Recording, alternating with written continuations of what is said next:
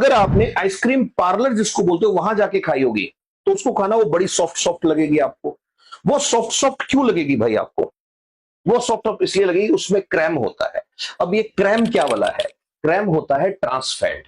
तो ये क्रैम क्या चीज है? तो देखो, वेजिटेबल ऑयल लो। वेजिटेबल ऑयल मतलब वनस्पति तेल। और 99% लोग जो ये बच्चों के लिए बिस्किट और ये बनाते हैं सबसे घटिया तेल लेते हैं। कौन सा लेते हैं? सबसे बेकार तेल है पाम ऑयल। पाम ऑयल होता है ताड़ का तेल। यहाँ पे तो इंडिया में तो होता भी नहीं है। नेपाल से आता है, इंडोनेशिया से आता है, मलेशिया से आता है, थाईलैंड से आता है, वहां से मंगाता है इसको। पाम ऑयल लेते हैं और उस पाम ऑयल का हाइड्रोजनेशन कर देते हैं। हाइड्रोजनेशन का मतलब इसकी रिएक्शन हाइड्रोजन से करवाते हैं। हाइड्रोजन से रिएक्शन कराते हैं और इस रिएक्शन में निकल जो है वो एज ए कैटलिस्ट यूज होता है। ये पढ़ा होगा बच्चों ने खूब, एनसीईआरटी जिसने भी पढ़ रखी है उन्होंने। ठीक है। अब उसके बाद होता क्या है इससे फायदा?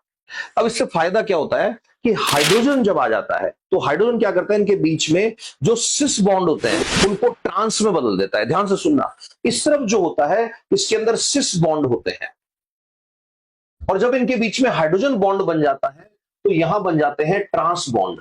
और ट्रांस बॉन्ड बनने से फायदा क्या होता है, बहुत ध्यान से सुनना, कि ये अब मेल्ट नहीं होगा। ये अब मेल्ट नहीं होगा। तो आपको थोड़ा सा दिमाग लगाना है साइंस के पॉइंट ऑफ व्यू से। बहुत ध्यान से सुनना मेरी बात। आपने पाव भाजी खाई है? तो पाव भाजी वाले क्या करते हैं बेटा? पाव भाजी वाले देखना, भाजी को एक बहुत उबलते हुए तवे पे डालते हैं। इतना तवा गर्म होता है वो भाजी उबलने लग जाती है, ऐसे जलने लग जाती है। उसके ऊपर वो ऐसे साइड में से ना बटर काट के डालते हैं, ऐसे इतना बड़ा बटर का टुकड़ा ऐसे डाल देते हैं। और वो बटर का टुकड़ा देखना पिघलेगा नहीं। आपने अगर कभी घर पे बटर बनाया है तो घर पे बनाया हुआ बटर तवे पे डालोगे ना, वो जल के ब्राउन हो जाएगा इतनी देर में। बट उनका बटर जो है वो ऐसे घूमता रहता है। रीजन, वो बटर ही नहीं है, वो कमर्शियल बटर है मेरे भाई। ध्यान से सुनना, कमर्शियल बटर क्या होता है? वो भी ऐसे ही बनता है। ताड़ के तेल को हाइड्रोजनाइज कर दो और ये बन जाता है। दूसरा एग्जांपल, जो बिस्किट आते हैं जिनको क्रीम वाले बिस्किट बोलते हैं और जिनके ऊपर क्रीम नहीं लिखा होता, क्रैम लिखा होता है, वो भी ऐसे ही बनते हैं। तीसरा एग्जांपल, क्रैम रोल जिसको क्रीम रोल बोलते हो आप।